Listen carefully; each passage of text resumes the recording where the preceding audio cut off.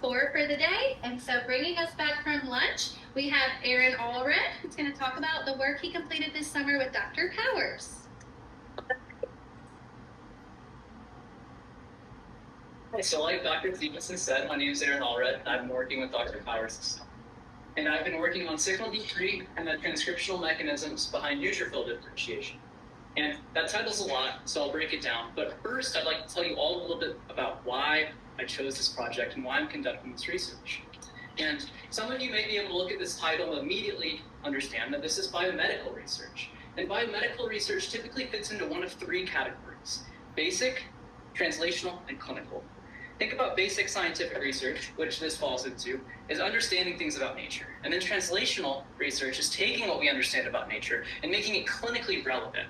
And then the most clinical research you're all probably familiar with is like clinical drug trials, making sure things are safe, the FDA, all of that.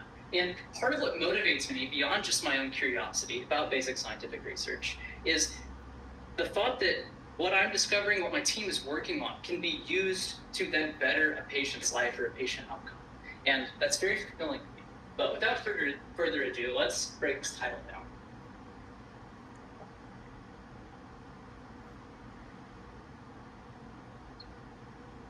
All right, so neutrophil differentiation. Well, what are neutrophils? Well, neutrophils are white blood cells, and they're part of your innate immune system. And it's helpful to think of them as the first responders in your body's immune system. Whenever you get a cut or a scrape, neutrophils are migrating out of your blood vessels to go to that location and destroy or engulf pathogens. And that's pretty important for your overall health and immunity. And what is differentiation? Well, before we understand differentiation, it's important to understand that all your cells have a set of DNA that makes you who you are. But not all of those genes within that DNA are expressed at once, which is how we end up with cellular specialization. And that's what differentiation is. It's the process of cellular specialization. So we see here a stem cell becoming a mature neutrophil. And although these are all different types of cells, they all do have something in common. This is the cell cycle. And you all might have heard of the cell cycle from doing any research or hearing about cancer, because cancer is the misregulation of the cycle. It's when cells grow and divide uncontrollably, and they just blast through these checkpoints. And part of what regulates the cell cycle are cyclin proteins. And we're interested in one cyclin protein in particular, which is here, cyclin D3. You can see it interacting with its counterpart CDK4. And we're not really interested in how cyclin D3 interacts in terms of the cell cycle, because that's been well studied and well researched. We're interested in the genetic regulatory mechanisms that it might have over differentiation. So how are we going to measure this or test this hypothesis? Or not really hypothesis, but we're going to use the human leukemia 60 cell line, which is an immortal cell line, which is pretty cool. And we're going to have 2 sets of cells. We're going to have undifferentiated HL60 cells, and we're going to have differentiated. So we have a method of taking these undifferentiated cells, adding a chemical compound called DMSO, and turning them into differentiated neutrophils. So we have 2 things. So we have two sets here, or I guess 2 conditions. And we're going to evaluate genetic expression of the hypothesized target genes utilizing quantitative PCR, which evaluates genetic expression levels. And it does this by taking mRNA, converting it to cDNA, and then mixing that cDNA with primers of interest to express specific genes. And then it will be used to quantify and amplify target gene copy numbers using the incorporation of fluorescent dye. So we'll get numerical values for gene expression. And we're going to have 3 conditions for these upcoming experiments for the target genes. We're going to have undifferentiated HL60, differentiated HL60, and then we're going to add cyclin D3 to the undifferentiated cells. And we're going to have 3 samples for each of these conditions per gene. And that's what you're seeing here on the graphs. So these graphs represent 4 individual experiments that were run for the BRIP1 gene, LBH gene, and FBXO5 gene. And on the y-axis, we have gene expression, and then on the x-axis, we have our conditions, so UHL60, DHL60, and wild-type D3. And what we've seen in the past is we've seen that the green bar and the purple bar have been similar. So cyclin D3 is pushing these genes into a differentiated state. And what we're seeing here with the target genes that we analyzed this summer is that these target genes aren't doing that. So our purple bar looks more like our blue bar, which is new. And these aren't the only target genes that we analyzed. We also analyzed these 3 target genes, HECD1, ITK, and polyQ. But like many things in research, these 3 target genes didn't really go to plan. So polyQ and HECD1 both have 4 runs that we did for, but as you can see by these error bars, our data wasn't super consistent on either of these 2 genes, and we only got to run 2 individual experiments for ITK. So we'll need to do more work on these genes in the future. But we know that cyclin D3 interacts with certain genes, and we want to understand how it's doing that. So we're going to, in our next experimental approach, we're going to analyze cyclin D3 structure as it relates to its functionality. And we're going to do this by analyzing its protein structure. And what's important to understand about any protein structure is that it's a sequence of amino acids. So it's helpful to think about this as stacking Lego bricks on top of each other and just making a lineup. And what we're doing is we're taking Lego bricks out and replacing them with different ones to see how it affects the overall structure and therefore function of this protein. So we have our amino acid positions that we're going to be analyzing. We have 72 through 290, and these are the amino acid mutations that we're running. And to do this, we're going to have undifferentiated, differentiated HL or UHL60 plus cyclin D3, and then we're going to have our mutants added, in 8 of them in total. And this is what we expected our graphs to look like.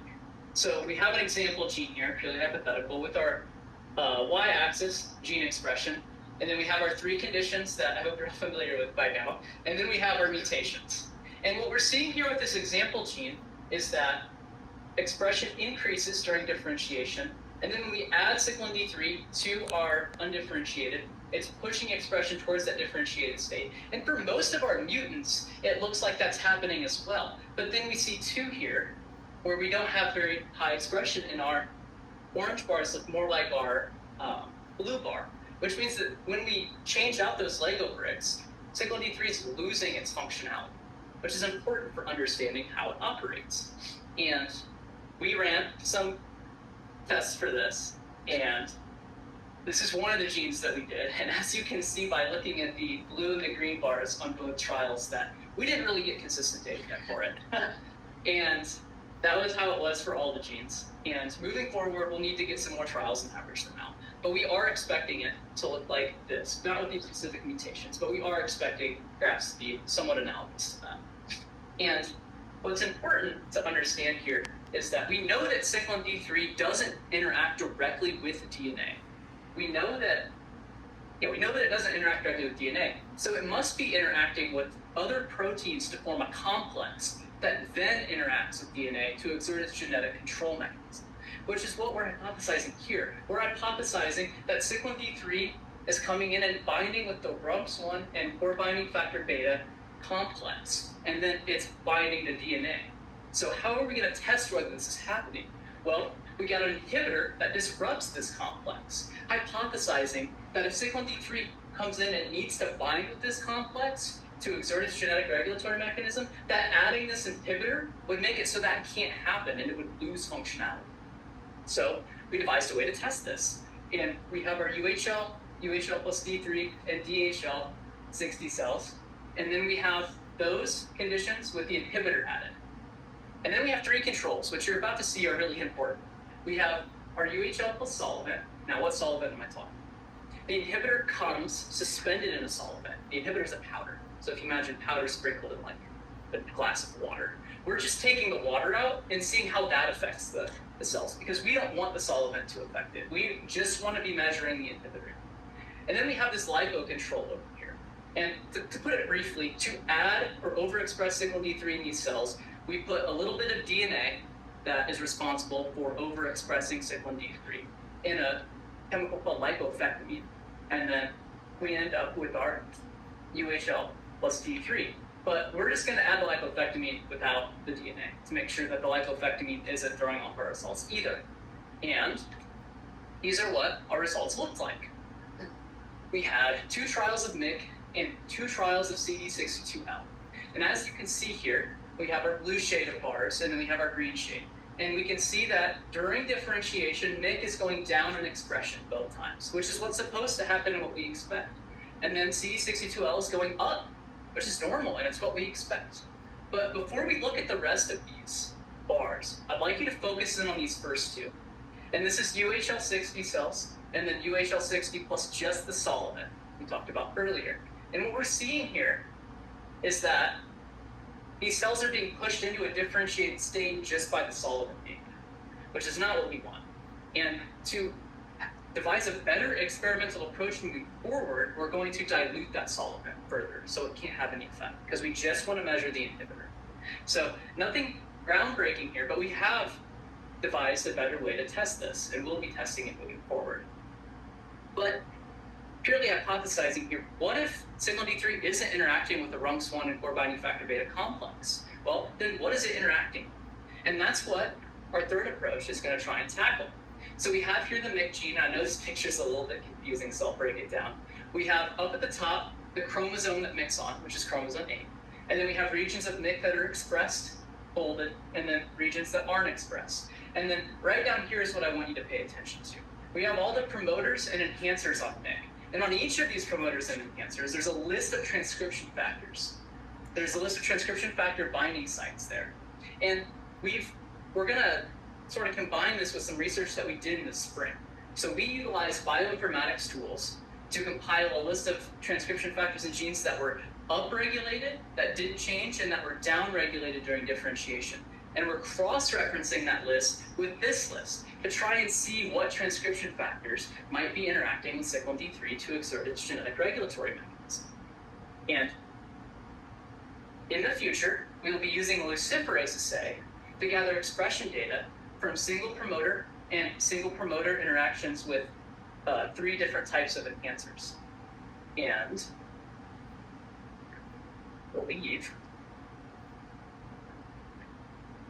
believe that's all we've got so far. So I would like to give a special thanks to the SURE financial supporters and the people at Lewis University and in the SURE program that made this possible, along with the additional financial support that we've received. And I'd also like to thank Dr. Powers for mentoring me throughout the summer. And with that being said, I'd like to open the floors for questions.